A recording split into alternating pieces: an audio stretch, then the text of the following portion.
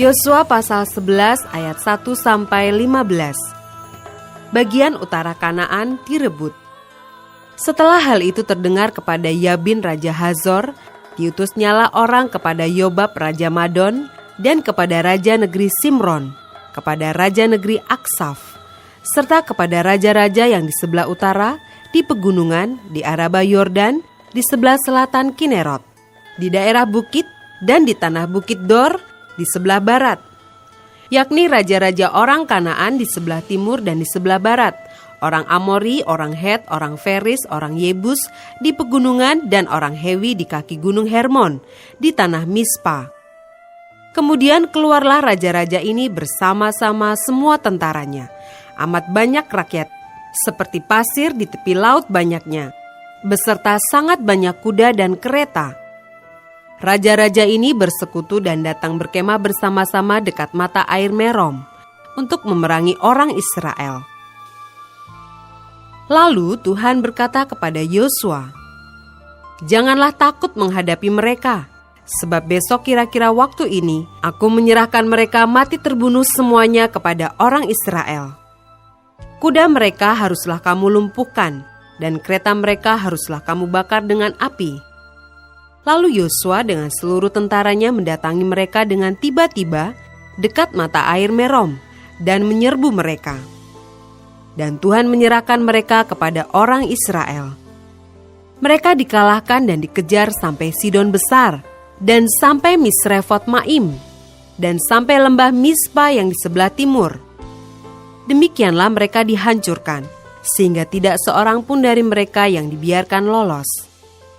Yosua melakukan terhadap mereka seperti yang difirmankan Tuhan kepadanya. Kuda mereka dilumpuhkan dan kereta mereka dibakar dengan api. Pada waktu itu Yosua kembali, direbutnya Hazor, dan rajanya dibunuhnya dengan mata pedang. Sebab Hazor pada waktu dahulu adalah yang terutama di antara segala kerajaan itu. Semua makhluk yang ada di dalamnya dibunuhnya dengan mata pedang, sambil menumpas orang-orang itu. Tidak ada yang tinggal hidup dari semua yang bernafas, dan Hazor dibakarnya. Selanjutnya segala kota kepunyaan raja-raja itu dan semua rajanya dikalahkan Yosua dan dibunuhnya dengan mata pedang. Mereka ditumpasnya seperti yang diperintahkan Musa hamba Tuhan itu. Tetapi kota-kota yang letaknya di atas bukit-bukit puing tidaklah dibakar oleh orang Israel. Hanya Hazor saja yang dibakar oleh Yosua. Segala barang dari kota-kota itu serta ternaknya telah dijarah orang Israel. Tetapi manusia semuanya dibunuh mereka dengan mata pedang, sehingga orang-orang itu dipunahkan mereka. Tidak ada yang ditinggalkan hidup dari semua yang bernafas. Seperti yang diperintahkan Tuhan kepada Musa hambanya itu, demikianlah diperintahkan Musa kepada Yosua, dan seperti itulah dilakukan Yosua. Tidak ada sesuatu yang diabaikannya dari segala yang diperintahkan Tuhan kepada Musa.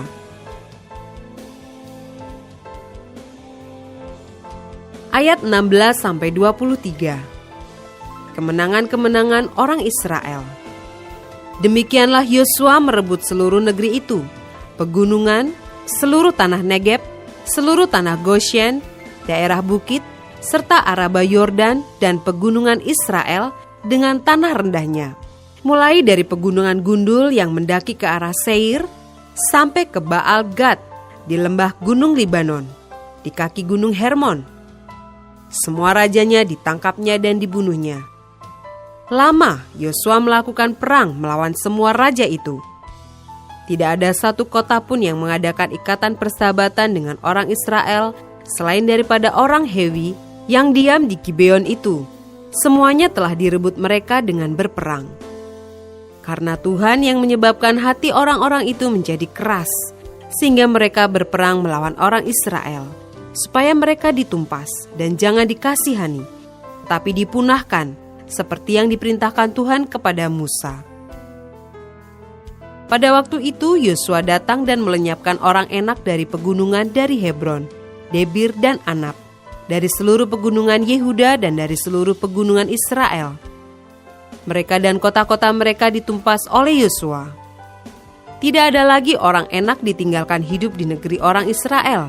Hanya di Gaza, di Gad, dan di Asdod masih ada yang tertinggal.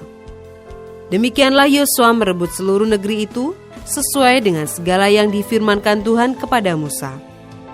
Dan Yosua pun memberikan negeri itu kepada orang Israel menjadi milik pusaka mereka, menurut pembagian suku mereka.